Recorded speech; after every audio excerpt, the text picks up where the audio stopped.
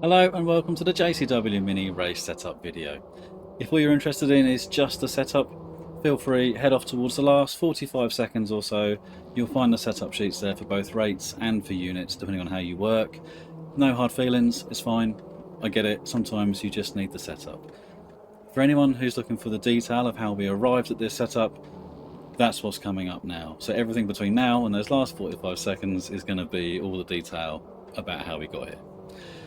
Before we get into that, just give you a quick run through of what the video is going to be. So the next bit's going to be about the car itself, how I felt the default setup was, what I felt needed work on, and what the car was generally like to work with. Then we'll get into any little odd things we might have found along the way with the car, just so you got that in mind when we're talking about the setup development. We'll go through the different process we've been through to arrive where we are, and which circuits it's been to as well along the way. We'll then go through the setup itself, followed by the changes we think you may well wish to make should you feel the need to adjust the car to help it suit your own driving style. Then we'll get into what's next, and then finally into the setup sheets at the very end. So without further ado, let's get into the car itself.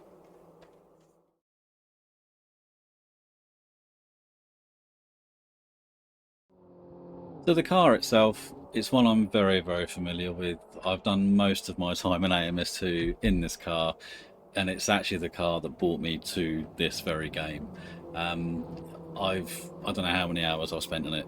I've not used it since 1.6.8 was released, and this is the first time in it since then. But it was like meeting up with an old friend, and I was instantly back on it again. There was some subtle differences, but they were only subtle, and my previous setups were largely working as I would expect. But yeah, the default setup actually felt better now than it did before. It's in fact, there were bits of the default setup that I thought, oh, actually I actually might be able to use a little bit of that and merge some of what I'm liking about the default setup into mine. So it's taken a little bit longer than I was expecting, because I wanted to try and marry the two together a little bit more. And where the default setup was sort of lacking really was the same as before, but it wasn't as severe. But the car didn't really pull itself out of the apex as well as I'd like. And my setups rely a lot more on the exit, and they focus on the exit of the corner more, whereas the default setup was really nice on the entry to the corner up to the apex. So that was where I wanted to focus on. I wanted to try and focus on trying to get the best of the entry stability and drivability from the default setup mixed in with my setup, but still maintain the pull out of the apex which my setup gave. So that was where we were really working towards. The car itself, as ever, absolute pleasure to drive. It's one of those ones where to model a front wheel drive car properly is very difficult. It's not the same. When I was talking to Marc about it the other day, it isn't the same as just reversing a rear wheel drive thing. You know, it isn't behaving the same, the programming isn't the same, the model isn't the same, and it's very difficult to properly and model a front wheel drive car well, as I gather. But the car just drives so nicely. It's really intuitive to work with. All the setup changes I made to it were sensible, logical and intuitive, which is really great, and I don't think you can really ask for more. There is a question mark about how it relates to the real world in terms of the way it drives, the way that maybe the diff behaves. There's maybe some question marks there, but I've never driven one of these. I'm probably never going to drive one of these. All I personally really care about is the car I'm working with in the game responding in a way that makes sense to me, and how much can I squeeze out of this car with what I'm afforded in terms of my setup parameters. And it's a different focus for me than it is for, say, Marc or Peter, who are more interested in how real it is and how realistic it is, I don't care about that. I just want to go fast. I just want to see those lap times come down, or the overall race time come down. That's my main focus, and that was where we started with this. So there was one odd thing about it, and I'm not going to bother giving it its own section because it was only one thing, and we've seen it before. But this time it was on the rear springs. So if you're using rates, you only get one option of rear spring. If you're using units, you get two options. In this case, it actually felt like there was a difference between using 1 and 2. Unlike the caterham, where the front spring, it didn't matter which option you chose, it was still the same. Here, it actually felt like it did actually give you a stiffer rear spring. It might just be placebo, but I'm not sure. But either way, I've developed this setup using spring rate 1, so that it doesn't matter if you're using rates or units, it's the same thing. But other than that, everything else was exactly as I would expect it to be, so no other weirdness going on with the car at all. Right, okay, so with that done and out of the way, let's get into the timeline of how we got to this setup and what it actually involved.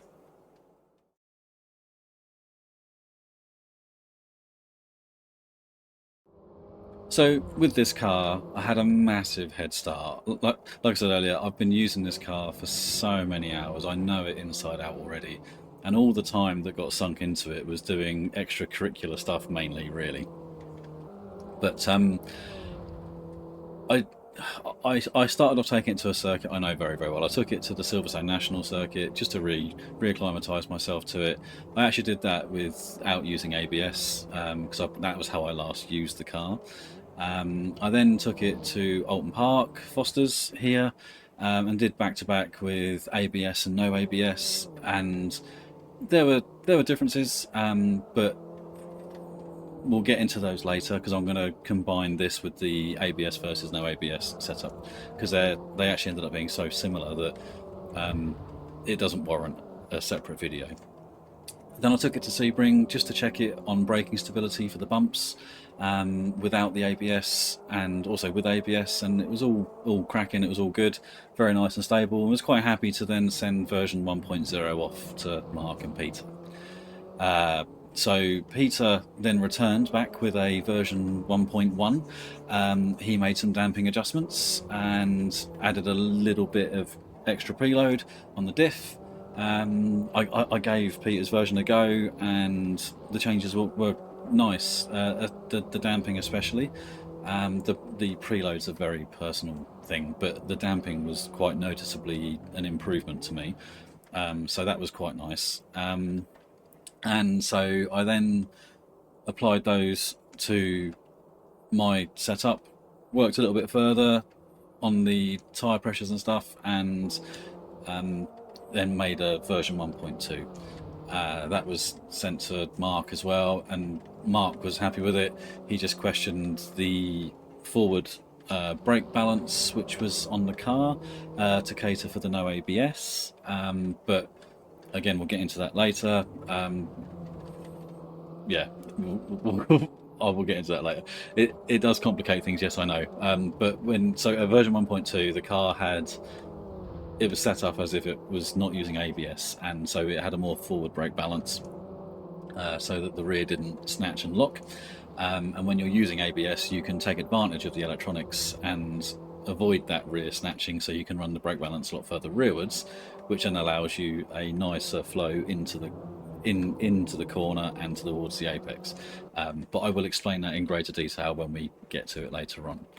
So after 1.2 was sent to Peter and Marc again, I then reapplied ABS and then worked on taking advantage of that and what it gives us.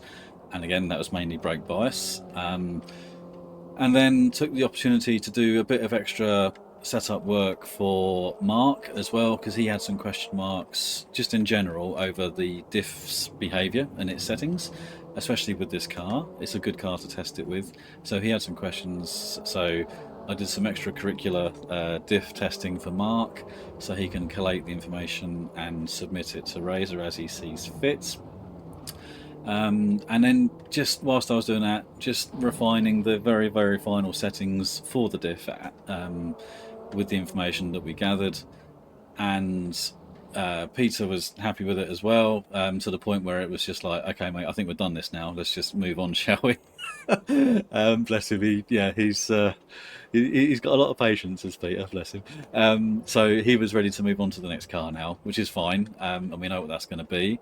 So, with that said, that ended up becoming version 1.3, and so that is what we have here. So it's been through a number of different circuits along the way. With the later development phases, it sort of went to circuits like Bathurst as well. But a quick run through: so it's been to Silverstone National, Alton Park Fosters, it's been to Sebring, Long Beach, Cavello Short, Bathurst, Brands Hatch, the Grand Prix circuit, Brands Hatch. So yeah, it's been to a lot of circuits, but really, over the course of time, it's been everywhere. If you look at my channel, there is just videos of this car pretty much every circuit that you can think of. So, and over all that time, there's been bits of the learning from all of that time in this setup now. So we started off from a pretty good point, really. But yeah, really, it's got influences from every circuit in there. So let's, I think now, just get into the setup, and so you can then see what it is, and we'll go from there. See you in just a second with that.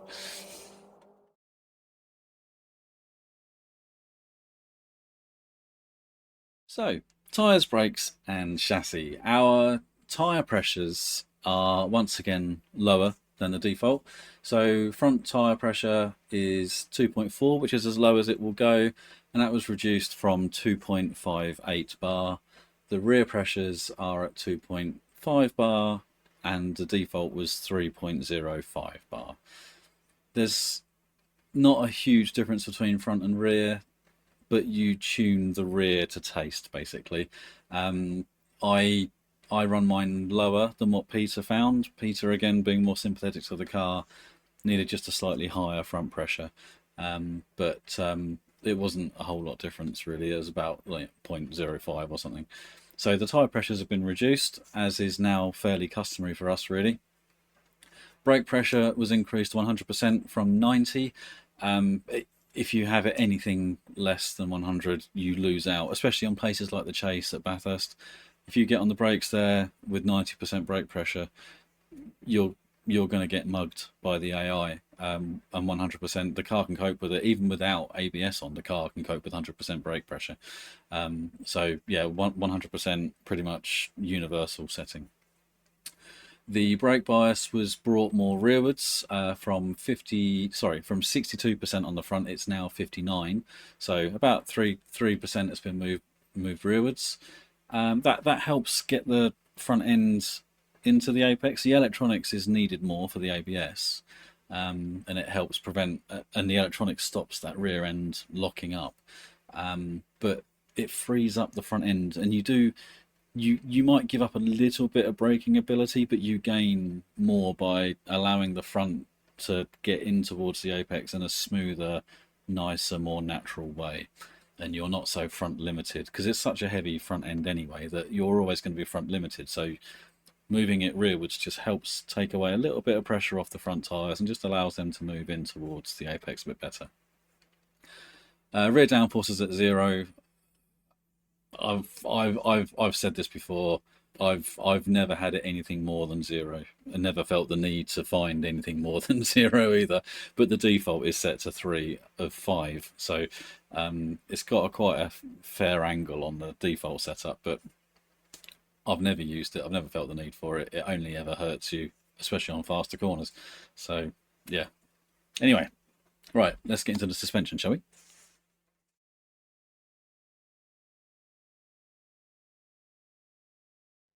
So into the suspension. The ride height, you can't change. It's there, it's active. You can't change it. You're fixed at 90.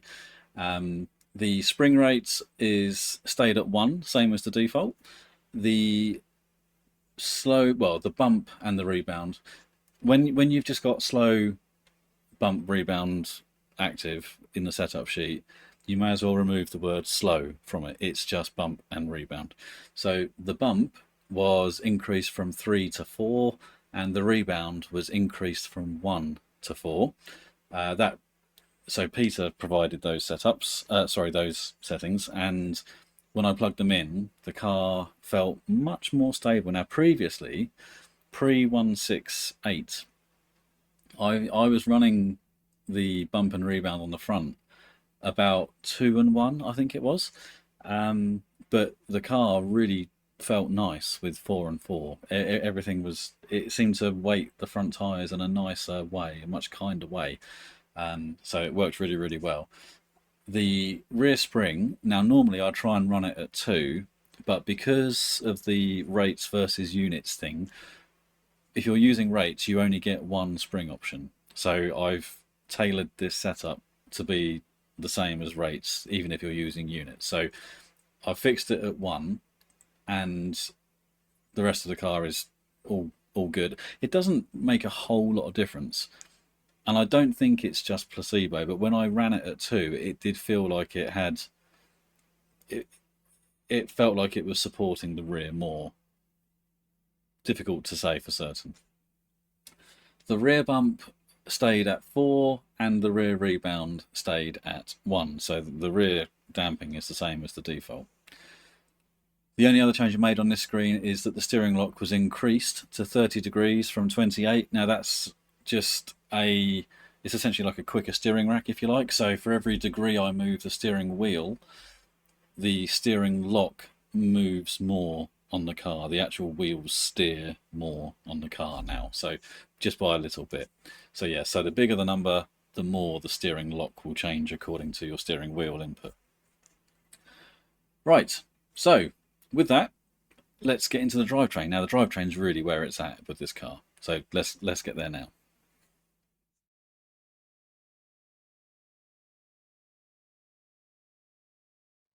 So into the drivetrain, and this is really probably the most important page for this car. We'll start with the fuel. So 44 litres is a full tank of fuel. You'll use about a litre a minute depending on the circuit, with authentic fuel use, that is. So between a full tank of fuel and a qualifying tank of fuel, you can expect to gain around about 3/4 of a second to a second a lap, depending on the circuit, of course. The car is different on a full tank to a light tank, but if you can adapt to the lighter tank, you will find time. You should find time, and it is worth doing if you're in a qualifying session, if you can manage the difference in balance.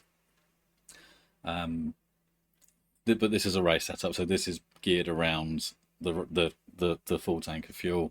And when I say the balance difference, it isn't big enough to need a setup change. It's just a driving adaptation thing. That's all it is.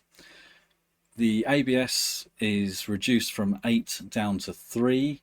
8 is overkill. So the difference between 0 and 1 is night and day.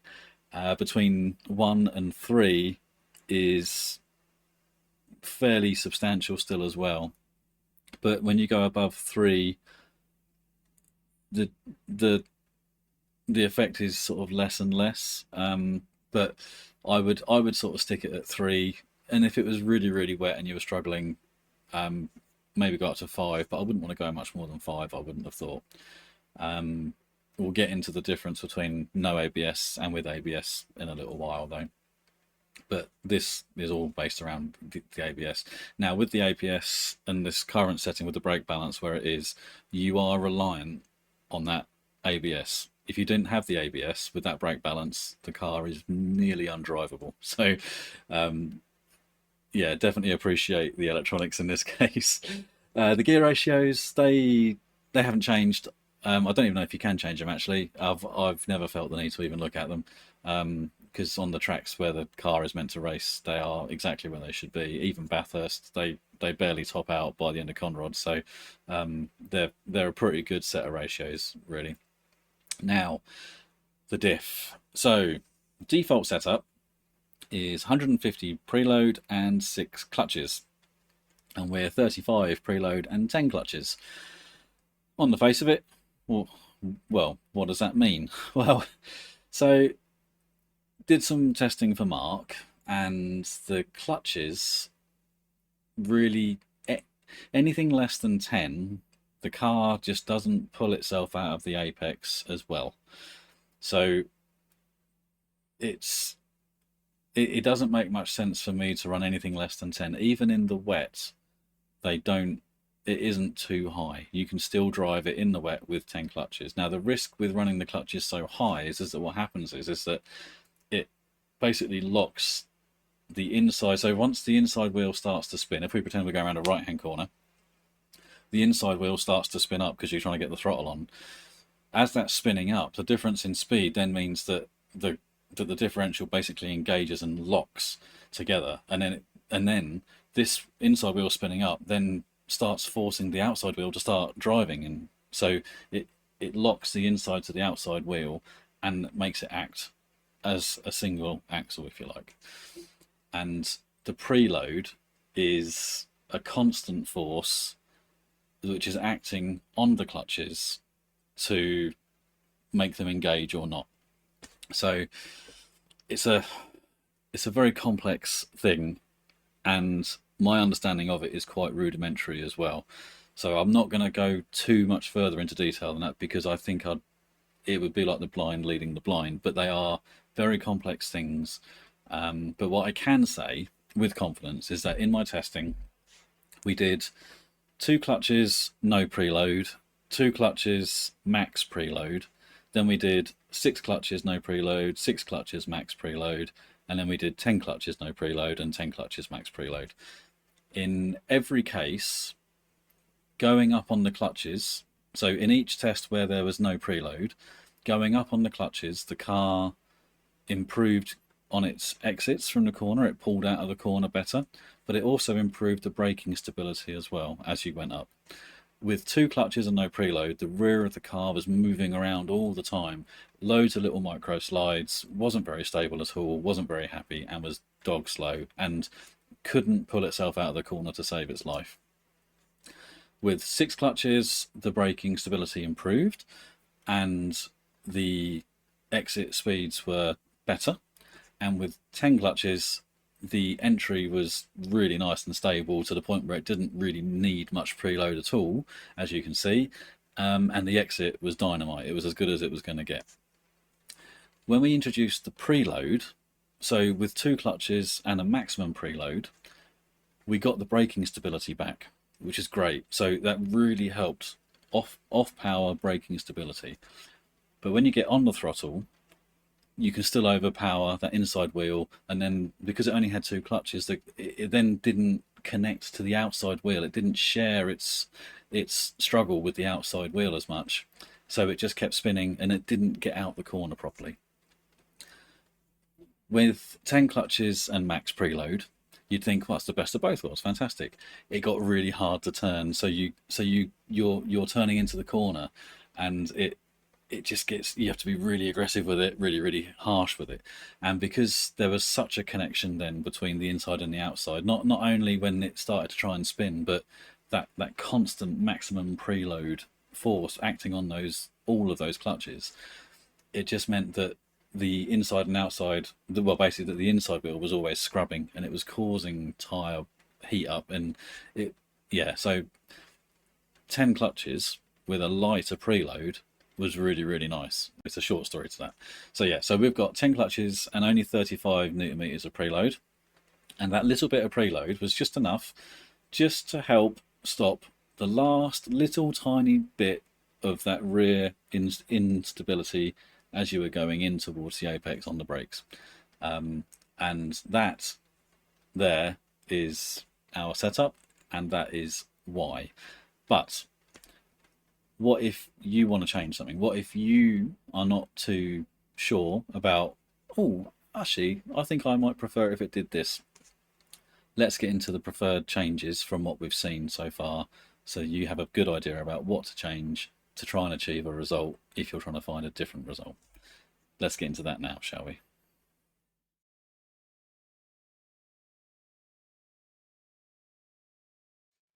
So by now, I think it's probably pretty clear that the diff preload is a very, very powerful change on this car, and to the point where you can pretty much take it from one extreme to the other. But the general rule I work with this car is that you want the preload of the diff to be as light as possible, or as low as possible, whilst still avoiding little micro slides from the back of the car.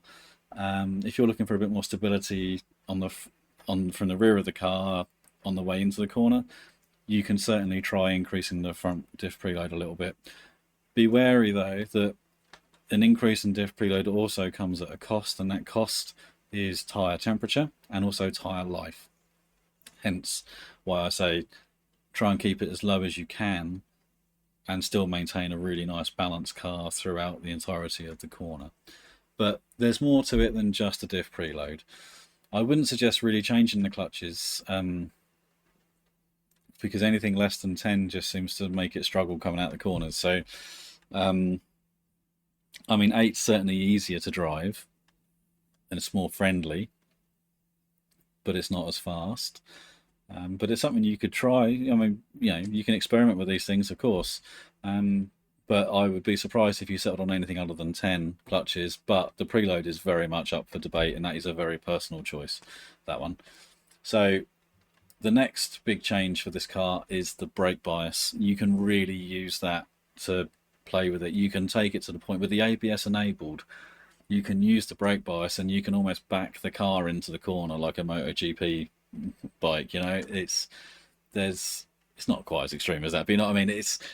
You can really use it to help get the car where you want it to be, or you can help stabilize it. You can bring it further. You can bring it further forwards, and you can stabilize the car with it. But that's another very powerful change with this car. The front tire pressure and rear tire pressures. So Peter preferred his pressures a little bit higher by sort of 0.05 or so, just because he's more sympathetic on the car. I found even at 2.4 with my driving style, I can actually push the temperature so that the middle is actually still slightly higher than the inside and the outside. Well, the outside especially. So it goes beyond that ideal. So I would actually prefer them to be around about sort of 2.2, 2.3 maybe. But it is what it is. But I will use the rear tyre pressures to tailor. So if I'm looking for a bit more front end on the throttle, I'll maybe increase them a little bit. Or if I feel that the car is moving a little bit and I don't want to increase the preload on the diff, then I might drop them a little bit just to give a little bit more bite to the rear end. So you can use those. And in some ways, if you've already got a low preload and you've got a nice front tyre wear, it's maybe not such a bad thing to maybe reduce the rear tyre pressures first if you're looking for a bit of extra stability from the car. But again, you wouldn't want to change it by much, like 0.03 or so. That's quite it's a noticeable change, so it's quite sensitive, which is why it's a good change to make. The downforce I wouldn't even bother with. Yeah, but I'm over that now. Right, so the steering lock is a good one. So I've got it at 30, but I will on occasion adjust it so that it's a bit less. So 30 is maxed out, but on some circuits you may find, or some driving styles, you may find that when you turn the wheel, you get like a feeling like it's over-centered. It will sort of go quite light a bit early, and that's generally a sign that the steering lock is a bit too aggressive. So if you reduce that number, you'll find that the turn of the wheels, the physical wheels in their steering lock, better matches your expected input from the steering wheel. So it's a personal taste change, but it can change from circuit to circuit. Something to bear in mind. And like I say, what you're looking for is a feeling like you've over-centered on the steering wheel, and that suggests that it's too high. And then on the opposite end, if you're turning the wheel and it just feels like the car is behind your steering input, it might be that it's too low. So it's not necessarily an indication that the suspension is wrong. just that maybe your steering lock isn't quite matching up with your steering inputs. The rest of the suspension is actually pretty much, it's fairly stable. Personally, I would prefer to run the rear spring at 2, but in the interests of fairness between rates and units, I've left it at 1. But I actually prefer it on 2. I find that it almost acts like an anti-roll bar at the back of the car, but because it helps keep the rear of the car, well, no, I say it feels like it helps keep the rear of the car flatter, but its actual benefit is that then it helps prevent the inside front wheel from lifting as much, and it helps keep pressure and maintain pressure on that inside front wheel, which then helps keep it with traction and gets you out the corner better. So it's not necessarily the reason why you would expect to change it, but that's the benefit I feel from running spring rate 2 at the back. But in the interest of fairness, like I say, I'm keeping it as 1. The other change is the ABS. So you can reduce it, and you'll find that the rear of the car, if you're really stable into the corner, and you can't reduce the preload anymore, you can reduce the anti-lock braking a little bit, and it just means that the inside rear wheel sort of helps the rear of the car rotate a little bit more.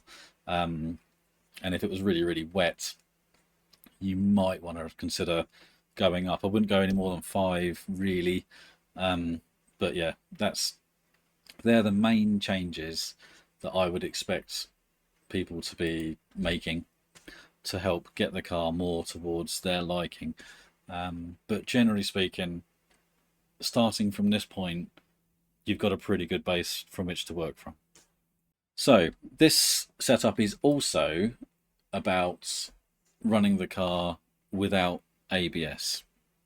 So let's get into that as its own separate chapter now, so that I can explain the differences between an ABS car and the non-ABS car setup. We'll see you in just a second with that.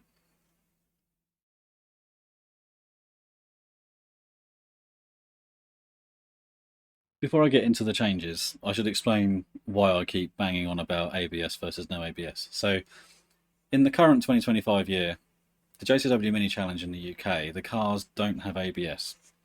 So for a more authentic challenge, and it is more of a challenge, I've been playing with using the car without ABS because I wanted to just see if I could make it a bit more authentic. So if I was to run this car without ABS enabled, there's only 2 things you got to change and worry about. That down to 0, and the brake bias goes forward a long way. The brake bias needs to be around about 73% on the front, and that is the only change I would make. Now, if you're wanting the challenge, you need to be a bit careful because you don't have any onboard brake bias adjustment. So if you've got a mixed weather condition and you're running 73% on the front, you'll find that the front of the car snatches its front brake quite quickly. You don't get the amount of grip on the front. The weight doesn't get to the front as much. They don't weight the front tyres as well. The tyres don't get into the ground as effectively. So you don't have the same front bite that you would expect from the dry, clearly, which then means that you snatch the inside front wheel a lot easier. So if you're in a race that's going wet to dry or dry to wet, I would consider just putting the ABS up a little bit, just putting it on 1, just to help you through the wet stage of the race. I mean, you can just about manage it, but you'll get absolutely spanked by the AI, so it sort of ruins the race. So if you get wet conditions, run a little bit of ABS just to get you through it. If you're starting on a wet circuit and it's going to stay a wet circuit, then you can move it rearwards about 3 or 4%, and you'll find that that's the change you need. That's where it sits nicely, and that's where it drives nicely in the wet without the ABS enabled. But other than that, it's a very straightforward adjustment. It took me a long time to get there with understanding, but in the end, as ever, the simplest solution is very much often the best one, And with the ABS being disabled, it was a simple case of brake bias being moved forwards, and it's one of those ones where I can imagine there's a number of you going, why would you do that? But try it. It adds a whole new dimension to the class and makes it really, I wouldn't say more fun, but it gives it a completely different dynamic and different feel to how, because the car just races very differently. You've got to be much more mindful of how you drive it, and it was a real challenge, and I really enjoyed it. So yeah. Anyway, that's the ABS. So I think now we are into the what's next bit. So let's go find out what's next, shall we?